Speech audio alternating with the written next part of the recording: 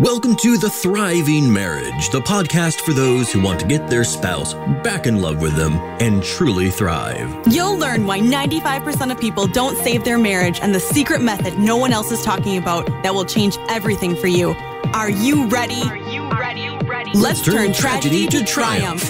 Here are your hosts, international marriage experts, Mark Johnston and Heather Choate. Welcome everyone to The Thriving Marriage. My name is Heather Choate, and I'm really grateful to be joining you today with my amazing husband, Ben. Ben, how are you doing? Doing good. Doing good.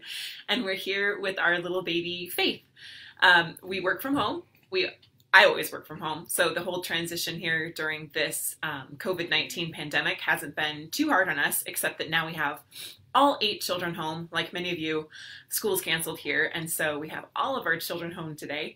So we're going to try to swing it the best that we can, but I really felt strongly like we should have Ben on to share his perspective on how to support and reconnect with each other during challenging times. This was something that you guys asked for us to do here in The Thriving Marriage. And so I really felt like, let's give it a go. Let's try to have Ben on here. But if you hear little baby noises in the background, or if you're watching us live here in The Thriving Marriage as we record it, you may see her cute little face. So Ben may be a little bit in and out, but we're really grateful to have him and grateful to have all of you here today. I just had a message from one of our clients over in Australia, and she's up at 2 a.m. to listen to this live, which is just amazing. Just awesome that you'd be willing to do that. So we honor you and we welcome you. So we're going to talk about what Ben and I have kind of identified. We were having some conversations about what's helped us get through really challenging times in our marriage. And we came up with 4 pillars. We're going to call these the 4 pillars of relationship strength. But before we get to that, as always, we're going to do our client win of the week. And we'll say this one comes from Kristen, name changed here. However, you can see this in the Thriving Marriage group because she posted it there. She says, I just barely got started with this program. And last night, my husband, who had been involved with another woman for almost 2 years, she says, I was unaware, but knew something was horribly wrong, asked me to renew our wedding vows as soon as this pandemic is under control. Says we can just have pastor at the church we married in do it as soon as he's willing if I don't want to wait. I'm on cloud 9. So huge win there. Name changed again to Kristen, but we just want to send a shout out to you for this huge, amazing win. And I know that a lot of people are struggling right now with this pandemic, and we've come to you live here in The Thriving Marriage several times. If you're listening to the recording of this at a later date, we're in like the heart of COVID-19. Hopefully it's the heart of it, right? And you guys have mentioned that there are a lot of challenges that you face because now maybe you're spending more time together, maybe you're both home together. You've never had that before, that kind of dynamic in your relationship where now you're spending much more time together. Some of you have said that the stress is like, just the last straw that your relationship is really struggling. And so how are you going to handle saving your marriage now when you have all of this other stress, economic stress, worrying about the virus itself, dealing with your children, and all the challenges that we're facing at this really, unprecedented time in our history. And some of you have said that this is giving you an incredible opportunity. In fact, I'm going to say it's like a once-in-a-lifetime opportunity because now you're talking more and your spouse may be checking in on you, wondering how you're doing. And one thing that Ben and I have learned, and we'll go deeper into this, is that in these challenging times when the whole world just feels like it's completely turned upside down on you, you really have clarity on the things that matter most. You really get clarity on those things you don't want to live without. And that if you were to face the end of your life, the things that you would have regretted if you hadn't done them. And so it really is a blessing and an incredible opportunity that life is presenting us, if we allow it, to use this time to really reconnect and to become stronger. So we've said it before here in The Thriving Marriage, but it really is our opportunity that even despite these challenges, we can come out better and stronger than ever before if we let it. So I'm going to turn over here to Ben and let him share with you. And this is we're just going to have a really open conversation with you guys about some of the challenges that we've faced previously in our lives. Because maybe you see us here and you're like, oh, they're so strong. They've never gone through anything hard. They've never had to face what we've had to face. And so we're just going to just really openly share. So Ben, you want to tell them a little bit about some of the challenges that we face personally in our marriage? Okay. Well, one, obviously, you guys have probably heard, knowing my wife, Heather, in 2014, she was diagnosed with breast cancer, stage 4, while pregnant with not this one, obviously, but 2 before this baby here. A pretty trying time, you know. I remember sitting at my desk at work, a little nervous, a little on edge, because I knew Heather was going into the doctor to get the results. Though I didn't believe this could happen to me, you know, stuff like that. Anyway, I got the phone call from her that it was actually cancer, and that it was stage 4, not stage 4, we didn't know at that point, but that it was cancer. And I just remember nothing else really mattered at that point. You know, it didn't matter. At the time, I was an owner of an auto body collision shop down near Durango, Colorado, and my customers' phone calls didn't matter at that point. All the deadlines that I had for insurance companies and rental cars and customers' cars and so forth, they just didn't matter anymore. You know, I kind of got tunnel vision on, oh my word, what am I going to do? What if I lose my wife? What am I going to do with my kids? Stuff like that, you know, the worst and the most horrible things that you can think of at that point come out. So super, super challenging time there to try to manage that and keep my head wrapped around what I could control versus lack of information and knowledge of what's coming. Absolutely trying time in our marriage. Yeah. And maybe you're thinking like, oh, well, you guys are really strong in your marriage before that happened.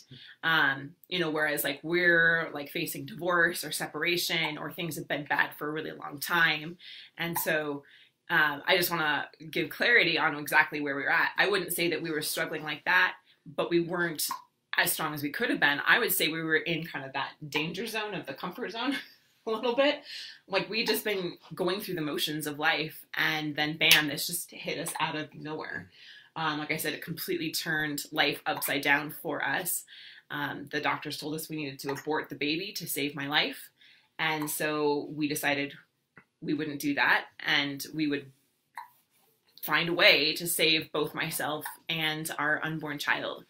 And with that, we faced, you know, an immense amount of physical challenges, financial challenges, strain on our relationship, you know, just tested in every single way, emotionally, even spiritually. And so... Well, and I would add to that real quick that, you know, in a time like that, just the floods of information from friends, family, and even acquaintances just comes pouring in, right? Everybody has the right answer for you and what actions you need to take. And, you know, they're doing it out of love, but it sure makes it difficult, especially when I've got her family members telling us what we should do, and she's got my family members telling us what we should do. You know, that can pull you apart as a couple if you let it. Because, well, surprise, I love my parents and I love my brothers and sisters, and she loves her parents and her brothers and sisters, right? So we want to make sure that no feelings are hurt when we don't take their advice, or when we do, we don't hurt the other people's. You know, so all of that kind of comes into this just marble of all these feelings and sensations that are happening in our marriage. And all these other people that are outliers giving the advice, they don't even know what kind of struggles that are being caused by that as well. So it can be overwhelming if you just allow the outside influences to take control when you just kind of go down the river of life in that situation. I'm so glad that you just mentioned that, because how well does that relate to kind of the tumult of voices, we could say, that we're experiencing right now, even, you know, in regards to this pandemic, and maybe that you're experiencing with whatever challenges might be going on in your relationship right now. There are so many different voices, there's so many different opinions. There's that fake news, right? There's the hysteria going on. There's people saying like, you know, the politicians never should have told us about this. We should just go about our lives as normal. You have like that end of the spectrum all the way to, you know, we should never look at another human being like ever again in the rest of our lives if we're going to survive as a species, right? So we've got like this huge, broad spectrum. And I've heard so many untruths, right? I've heard so many different opinions, and it's really hard to know what is even true and the right way to go. And that's why it was really crucial for Ben and I, this isn't one of our pillars, but it's coming to my mind right now, that we found clear direction for us personally.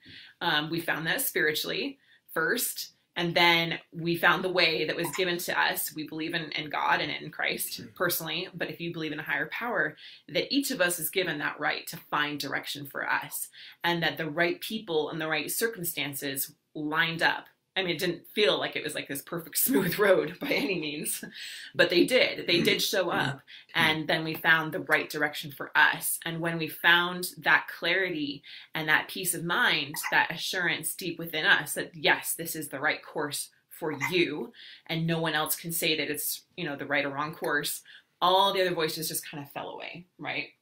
It didn't make it easy to go through still, but we were able to kind of cling to what we felt was the right path for us. And so it's so crucial to have those mentors and to have the people along the way to show you the right steps to get you where you want to be. All right, so as you're going through these challenges, going through fighting breast cancer, chemotherapy, you know, radiation, surgery, some of this while I was pregnant, not knowing if our baby would be healthy and well, not knowing, you know, am I going to make it to be able to have her, all of just that fear and uncertainty, we were able to witness something that is actually the heart of why I decided to create this business with Mark Johnston. You know, he's our international marriage expert. But for me, what Ben and I witnessed was two different types of couples. We saw couples that grew stronger and better and more unified as they went through their own challenges with one of their spouses fighting cancer, because that's kind of the world that we were in there, you know, going to hospitals, being in the chemotherapy ward, you know, just kind of mixing with that, people going through the same challenges. But then we also were shocked, and it was a tragedy to see couples that fell apart during those times. And we saw a couple, my parents' friends, who, you know, they got divorced during the midst of his cancer treatment, and he was alone, and he actually passed away from the cancer.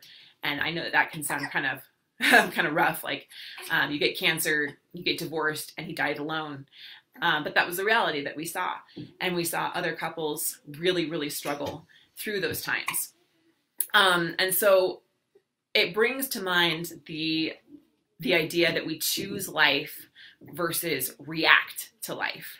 And if you think about that word, react, it means to do the same action over and over and over and over again. And we know that that's the Chinese definition for insanity, right? It's doing the same thing over and over and over again and expecting different results. But so many times we just move into this like instinctual fear-based reaction mode, and we haven't really developed tools within ourselves or our relationships to be able to then act and decide, this is what I want for my life, this is what I want for my marriage, and I'm willing to go for it no matter what, right? When you have that kind of a decision, a powerful decision, then you're able to really transform things for yourself. So instead of being defeated by life circumstances, like we saw many other couples, and kind of having these challenges pull you further apart, we can become like the second type of couple and allow us to become better and stronger even despite these challenges.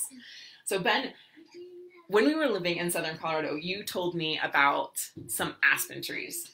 Can you tell us a little bit about that? And then we're gonna show why this is an incredible analogy for helping us be strong in our marriage. You bet. So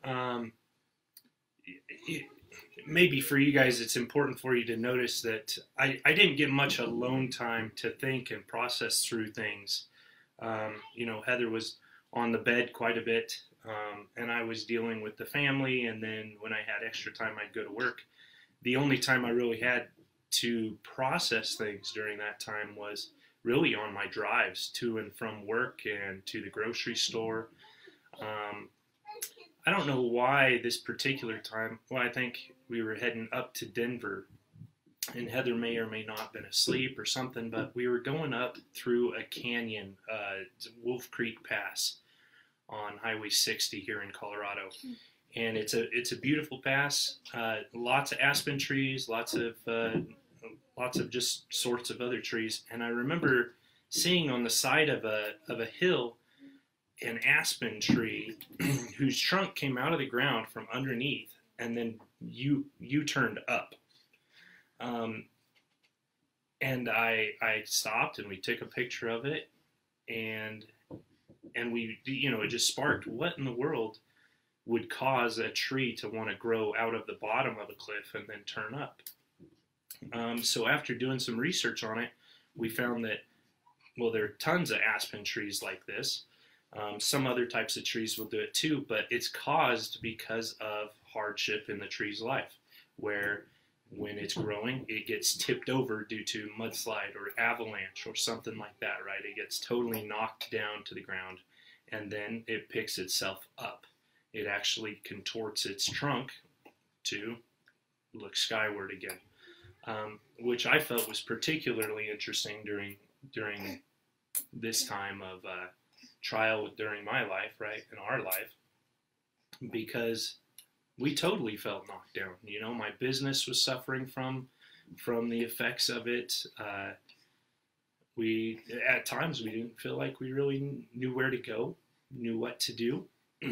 But we did have one thing in common which helped out a lot, and that was our faith in Heavenly Father and Jesus Christ, and in family. And that's ultimately what we ended up turning to, right? Absolutely, yeah. And an interesting thing that we learned about aspen trees, you may already know this, but they're different from many other types of trees, like a pine tree or an oak, is that they share a root system. They have a shared root system, so they're actually like a single organism. In fact, the largest organism in the world is an aspen grove called Pando. And because they have this shared root system, it enables them to become stronger than they would have been if they were just on their own, which is a beautiful analogy to me about the power of marriage and about the power of family, that we are better and we are stronger together than we would be on our own. I know that I would not have been able to handle those challenges on my own. And so relying on Ben's strength when I literally had none was an incredible eye-opening experience for me, and really drove deep into my heart and onto like a cellular level, like a soul level, the power that marriage has. And so that's driven me personally to want to help other people to experience that same beautiful gift that marriage can be. I always say marriage is sacred. It really is. It is an incredible, beautiful power. And as we went through these challenges and I had to rely on Ben, something that I've now learned looking back was the power of our stories. And you've heard it said here in the Thriving Marriage many times that we need to uncover what our spouse's story is about us, right? We need to uncover their narrative. That's the basis of the PATH method. And this is something that hardly anyone else is even talking about. Mark and I weren't even aware of how powerful our stories were until after working with thousands of couples, and we realized there's still something that we're missing. We're giving them all these great tools and everything, but there's still this block sometimes when a spouse still doesn't want to come back, even though you've made all the right changes, you're doing all the right things, you're showing the understanding, and your spouse still doesn't want to come back. And so we realize that we're missing a piece there. We need to help them change that story that they have about us. You've heard me say on the other side of that we need to be aware of what our internal stories are. Sorry, we got the baby going. Baby, she's not happy. But we need to be aware of what our internal stories are that are holding us back and that are causing certain things to show up for us again and again and again in our lives.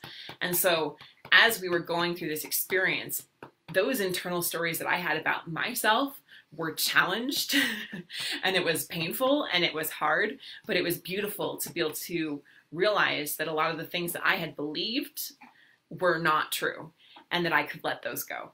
So we're gonna go into what we call like the 4 pillars. We can call them even roots if you want to, like use the aspen tree analogy here of roots being really strong to nourish our relationship tree. And the things that Ben and I have really found that help strengthen a marriage during challenging times. But before we get into that, yeah. If we can be a little vulnerable here, more on your side, are you okay with that? Of course. Okay. Just talking about stories, I think this might be interesting to you. Talking about stories that we tell ourselves, right? So early on in our marriage, like in our first year, maybe even, I like old-fashioned names, right? So I would call Heather Darling, and then Darlin, and it eventually changed into an acronym, really, I guess you could call it. Into Smo. That's her nickname now that I've given her, which it evolved from gorgeous to smojous to super gorgeous to Smo, and that's it, right? Anyway, so it has a meaning, right?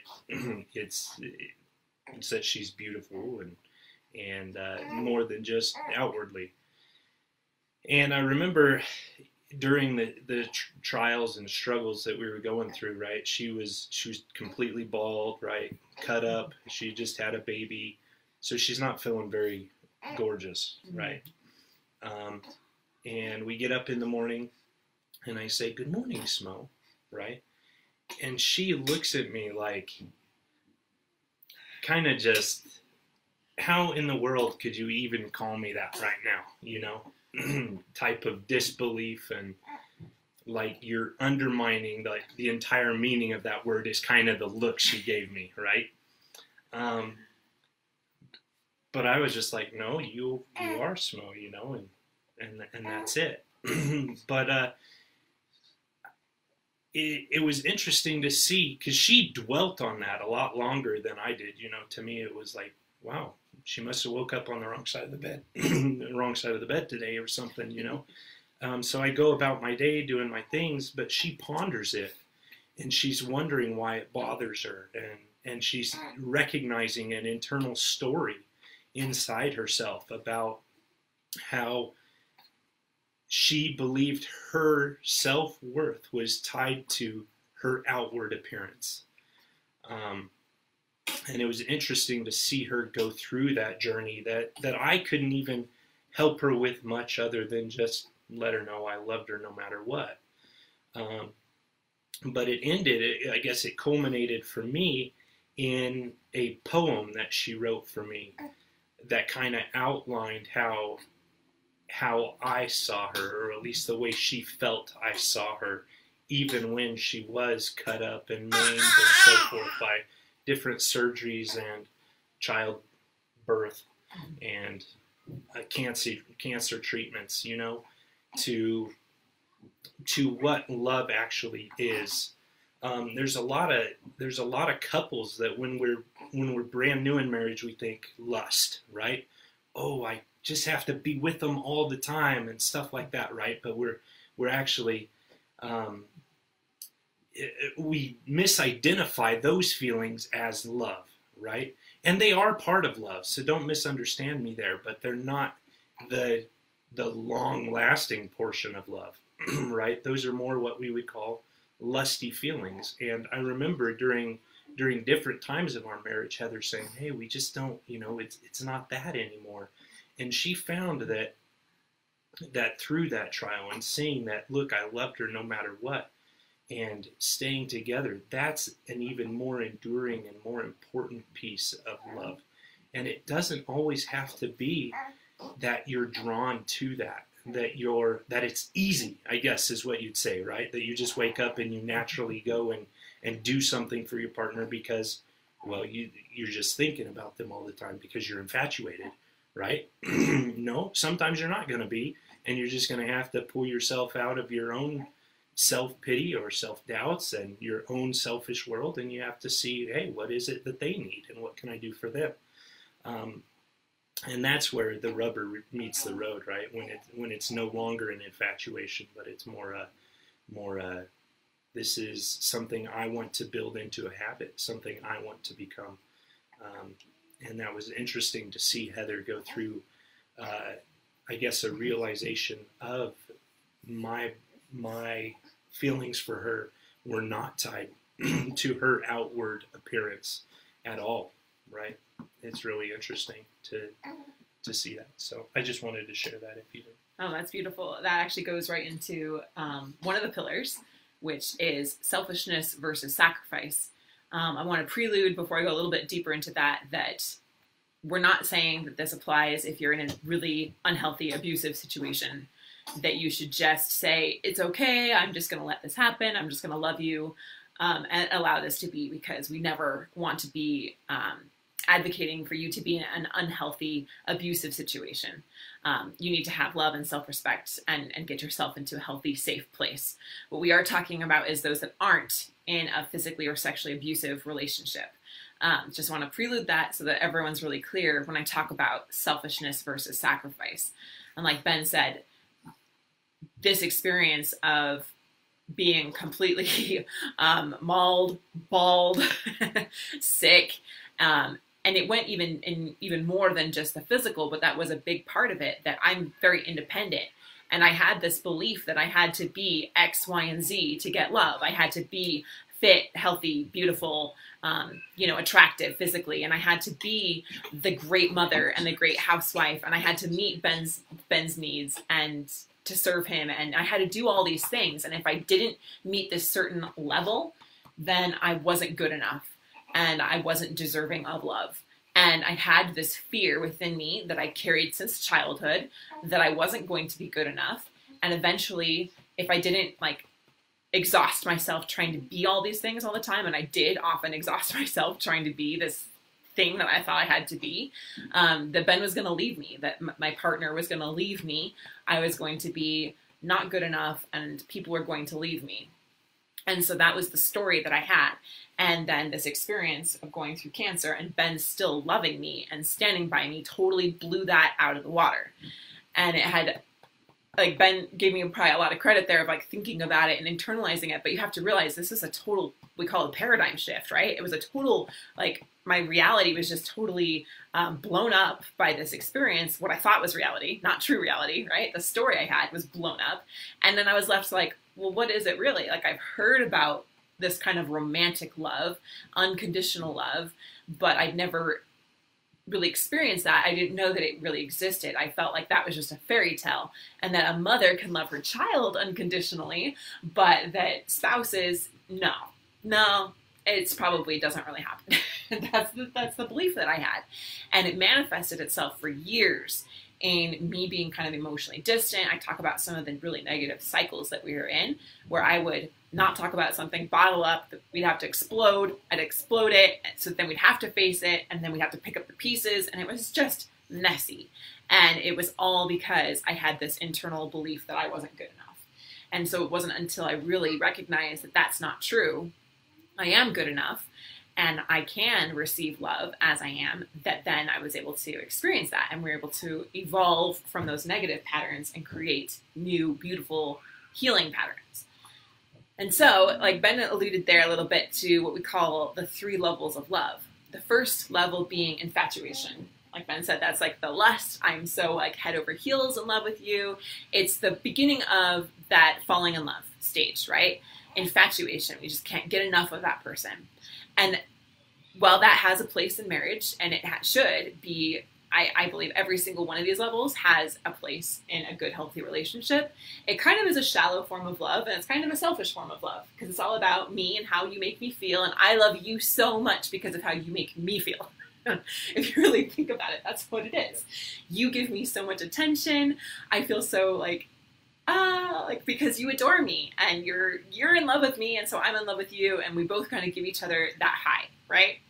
And then what happens is we get married, and more often than not, couples kind of devolve from that, because doesn't usually last forever. It's like, you know, it's kind of like I said, that selfish form of love, and it shifts into what we call the contractual state of love. Contractual being like it's a contract. I will serve you if you serve me. I love you if you love me. I will do this for you if you do this for me. I'll be intimate with you if you take care of the kids, right? And we get these rules of engagement, right? And oftentimes they're not spoken clearly. They're just these expectations that we have, and you don't really often communicate them. The husband will have, you know, expectations for the wife, and the wife will have expectations for the husband, and then we'll feel like our needs aren't being met, which then puts us into a battle of wills against each other. It often turns into, well, I feel like you're not doing what you're supposed to do for me, so now I'm not going to do what I'm supposed to do for you, and then you feel that, so then now you're going to withdraw something else from me, and then now I'm going to withdraw something else from you, and it just becomes this really negative cycle, a spiral effect. Mark and I have talked about how you can spiral effect in the other direction, though, as well, as we start to identify each other's needs, build understanding, and work together as a team. Then it can start to move in the other direction. And that's the basis of how to really reconnect and restore a relationship after understanding. We'll talk about understanding in a little bit, but we have a specific order. But Ben went immediately to the 3 levels of love, so we're just going there. And so then that brings us to the third and final level is unconditional love, and that's I love you no matter what. I love you regardless of what you do, regardless of what you say. I just love you as you are, and that's the deepest, best, most beautiful kind of love. But every single level of love is welcome and needed in a relationship, because we're not always at that unconditional level, because we're human. And that would, you know, we're just not. And so in the contractual stage, that's where most marriages end, because we're feeling like we have to fight to get what we want. We don't get enough, and so maybe we should go somewhere else to get what we want, right? And then our partner might feel the same, or vice versa, right? And so that stage can be exhausting, because we're constantly trying to get, right? Or we're trying to help meet their needs, but they're not receiving it, right? There's all different kinds of dynamics that we see in that stage. But we can learn to work together as a team. We can learn to understand each other. We can learn to identify each other's needs and meet those needs. But ideally and ultimately, true love in the deepest sense would be that level of unconditional love. And I was able to receive that and to experience that, which was absolutely incredible. And like I said, it just blew up all my stories about what I had to be to receive that. And that I was just good enough as I was. And so things started to really shift for me in that experience. It was very painful and it was challenging, but it was worth it, because being able to kind of let those fall away, you know, like old dead skin, like a snake just shedding its skin, I was able to just let that go and develop some new beliefs and some new patterns that serve me and us so much better. So really being aware of those internal stories that you have about yourself and how they might be showing up for you in your marriage, and how you can replace those with some new empowering beliefs. That's exactly what we're all about here at High Thrive Coaching, and that's what we help you to do, because it's hard to recognize those and see them on your own sometimes. Sometimes you need some outside perspective to guide you and help you through that process and help you not feel so alone as well. So let's talk a little bit about one of the other roots of understanding. This is the one that Ben and I both came to first. This is the first thing that came to our mind, was communication and understanding. So Ben, why is that? Like, why do you feel like that really helped us go through our challenging times? Well, I feel like it's actually pertinent to today, because a lot of you are going to be finding yourselves, as I did and as Heather did during our cancer trials, and even right now, right, where roles are shifting, right? Maybe dad's home more or mom's home more, or whatever the dynamic is, because we're all quarantined or whatever. So now dad is trying to help out with different things, but he doesn't know as much about where things go in the house and the organization or the schedule of the way things are run. I'm speaking for myself, right? So by trying to be helpful, things actually get messed up, and the kids even say, "Mom doesn't do it that way," and stuff like that, right? So we end up stepping on each other's toes, trying to be helpful and so forth as the roles change. Role shifts, to me, can be one of the most difficult things. As you can see, Heather just delivered this cute little baby in January, and I was blessed to be able to be home from work for a month straight, right? A month straight. And we understood the roles going into it, that I was going to be taking care of basically everything, right? We'd have help with dinners and stuff like that, but I was going to run the house, the kids, and Heather was going to rest with the baby. I understood that fairly well. Not as good at it, but I took the role, right? Where we found that the understanding came in was when those roles started to shift. As Heather's not one to just stay in bed long. She gets really stir crazy. So as she starts getting up and taking care of different things and shifting, I begin to wonder, ooh, where do I fit in here? You know, I thought our agreement was I'm taking care of everything, but actually you're taking some of the roles. So I begin to wonder, and it's subconsciously, I begin to wonder, okay, so is she going to do dinner tonight, or am I doing dinner tonight? And I'm trying to be conscientious of her and not look lazy and stuff like that, right? So it's all these different dynamics going on, when eventually I just said, okay, Heather, look, who's doing what now? Because I feel like you're coming out of it and you seem bored and you want to take care of some things. And personally, I'm getting a little like, what do I do, right? And then it happens again for her, because I'm here every day and I can help out. And then all of a sudden the deadline where I've got to go back to work shows up, right? And it's like, see ya, you got everything now, right? Completely everything. And that becomes a really hard transition on her side, right? For me, it's a little bit easier because I get to go back to my clear-cut rules, and she can take care of all the unforeseen things that men don't see as well, right? Anyway, so I find that interesting that understanding obviously is going to have to come into play, and with role shifts, we need to be even more engaged in communicating. Hey, how did today work for you? What can I do to ease it up? And sometimes you're going to find that you were trying to please your spouse with making sure every toy was picked up and the kids were bathed, and that wasn't even her top priority, right?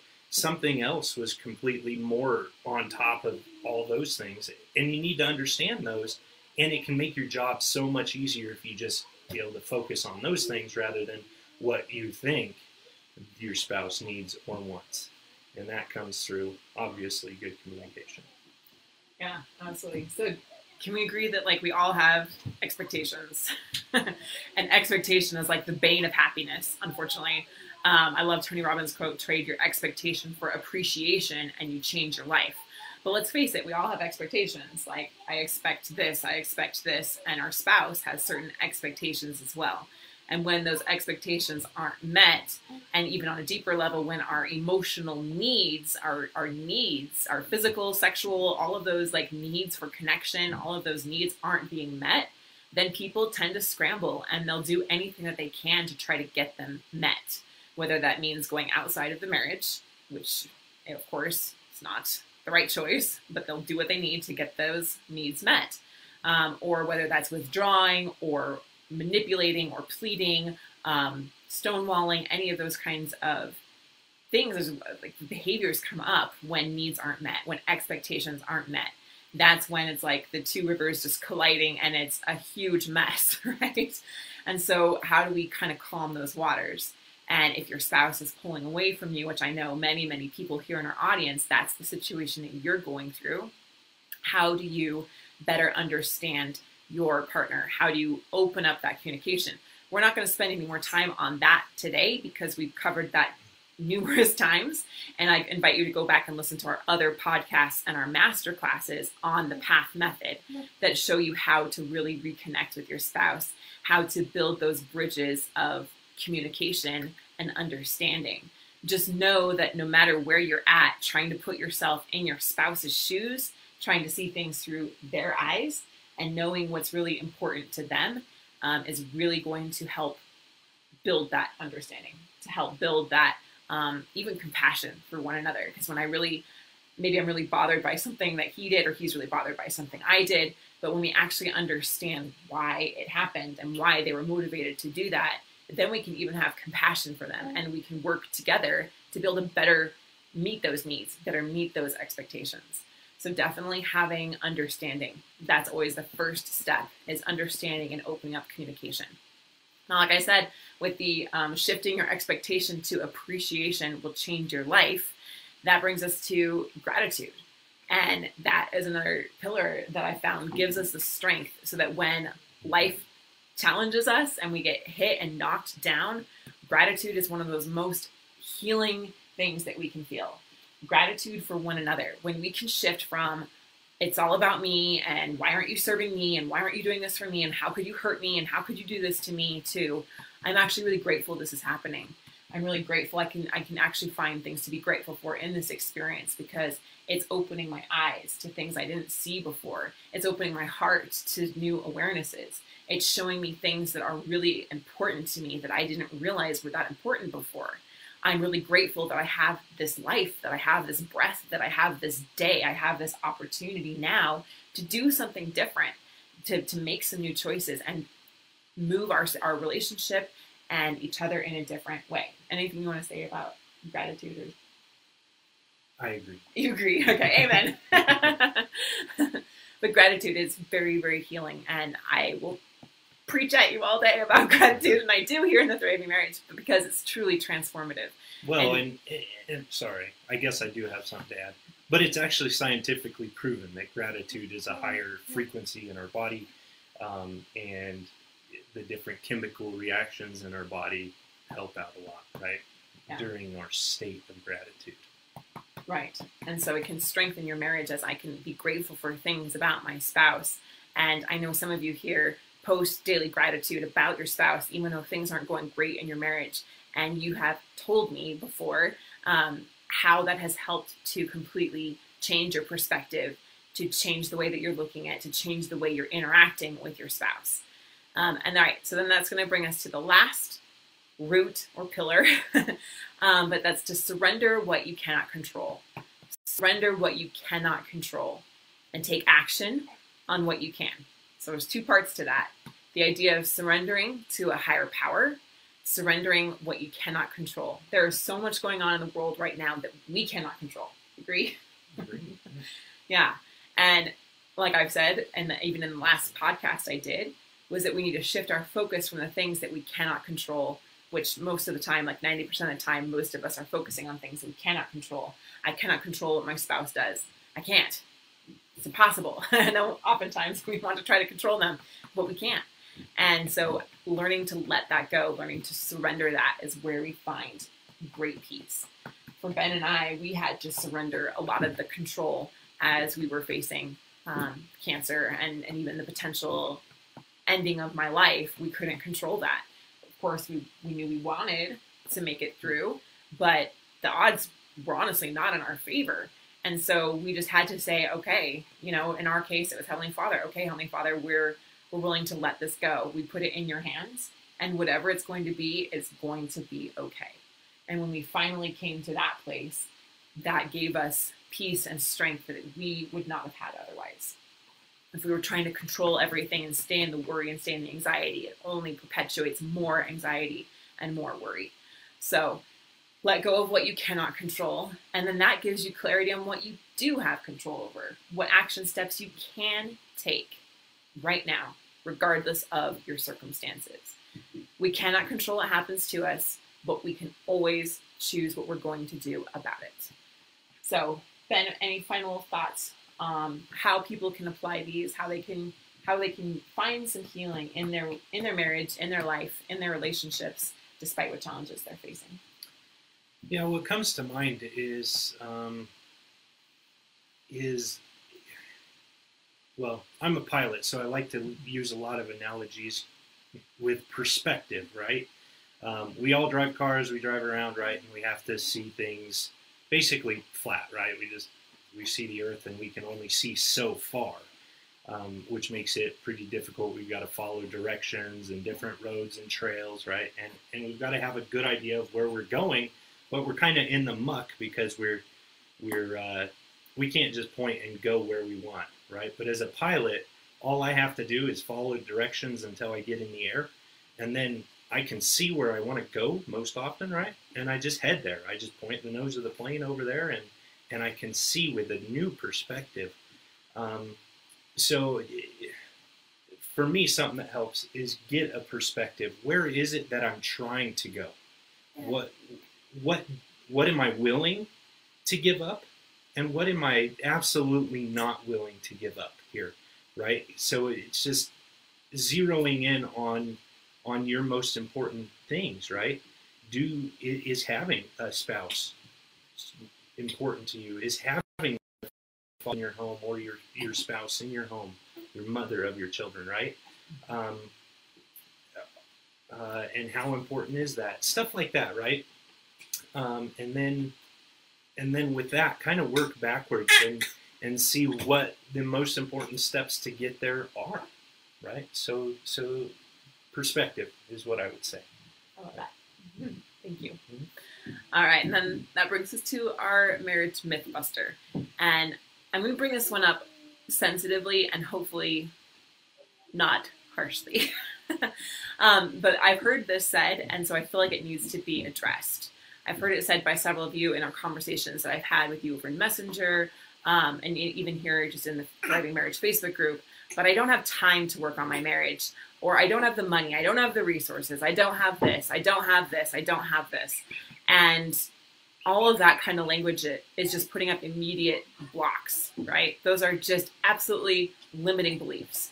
And they're just as strong and just as powerful as the one that I shared, Ben talked about, that I had, that I wasn't good enough. I wasn't deserving of love, that I had to be the perfect wife, have the perfect body. I had to be all these like perfection things in order to be worthy of love. So the idea that you don't have time to work on your marriage, you know what, right now, you might have more time than ever to be able to work on things that you didn't have time before because now we're quarantined, right? Or even if you feel like I'm running around like a chicken with my head cut off, because whatever your job might be, maybe you're even a medical professional right now, that we invest our time, our money, our resources, our energy, our focus on the things that matter most to us. And I think, like we said earlier, that one of the greatest blessings that we experienced was the perspective shift, that when you really have life turn itself on its head, you realize the things that matter most to you.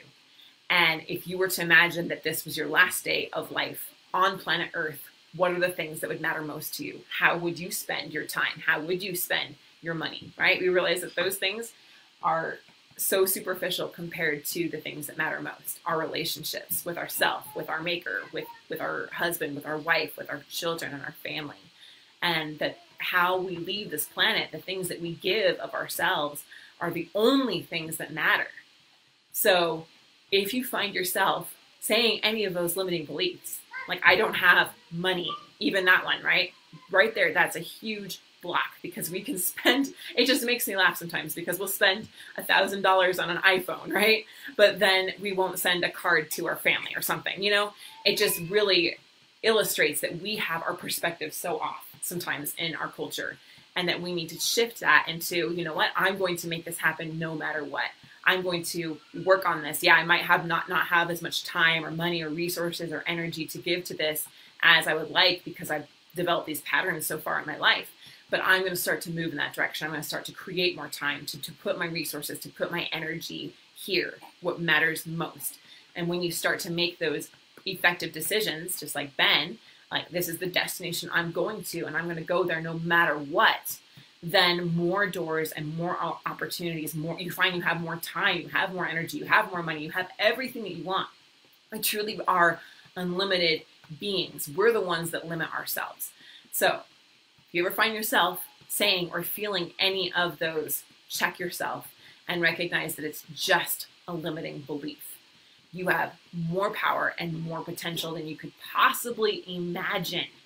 And so just take some of that and move it into the direction that you really want to go. All right, so thank you so much, Ben, for joining us today. If you're really serious about having a happy, thriving marriage, if you want more help with this, if you want to help overcome some of those limiting beliefs that are showing up for you in your life, if you really want to reconnect with your spouse and allow us to take advantage of the opportunities that we have, these once in a lifetime probably opportunities that life's giving to us right now, then I invite you to book a complimentary consultation with us, and you can do that over at highthrivecoaching.com/apply. That's highthrivecoaching.com/apply, and you can have a completely free conversation with us on how we might be able to help you at this time. So next week, Mark and I are going to be back on together, and we're going to share with you how to overcome emotional distancing. We talked a little bit about that today, but we're going to go really deep in that on our next podcast next week. So again, thank you so much, Ben, for joining us. We honor you and we appreciate all of you, and we will talk to you guys next time. Thanks for listening to The Thriving Marriage, your A to Z blueprint for not just surviving marriage, but thriving. Until next time, my friends, thrive on.